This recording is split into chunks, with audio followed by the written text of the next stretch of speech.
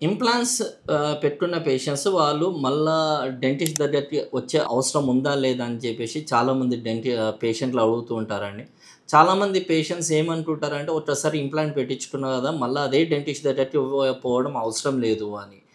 కానీ ఇంప్లాంట్స్ పెట్టుకున్నాక ఫస్ట్ 1 మంత్లో మాత్రం కంపల్సరీ మీరు పెట్టుకున్న డెంటిస్ట్ దగ్గరికి కంపల్సరీ రావాలండి.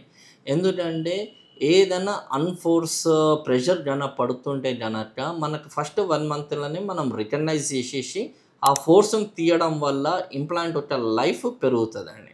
అలానే first month, third month, sixth month తర్వాత 12థ్ మంత్ కంపల్సరీ మనం ఇంప్లాంట్ పెట్టుకున్న డెంటిస్ట్ దగ్గరికి వెళ్ళేసి సిక్స్త్ మంత్, 12థ్ మంత్ 2 సార్లు మాత్రం ఎక్స్‌రేలు తీసుకొని బోన్ లాస్ గానీ ఏమైనా అవుతుందా అనేది ఒక్కసారి దాన్ని రివ్యూ చేసుకోవడం చాలా బెస్ట్ అండి. ఎందుకంటే మనకు ఒక్కసారి 1 ఇయర్ ఫేజ్ దాటాము అని అంటే డ్యూరబిలిటీ ఆఫ్ ద ఇంప్లాంట్ చాలా పెరుగుతది.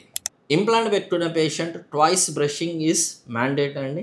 అండ్ ప్రతి 6-8 months professional cleaning is mandate.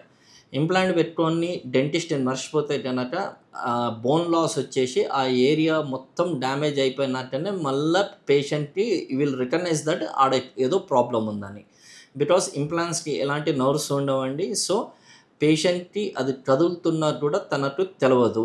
So be careful అండి. ఇంప్లాంట్స్ పెట్టుకున్నాక డెంటల్ విజిట్స్ మాత్రం రెగ్యులర్గా వెళ్తూ ఉండండి.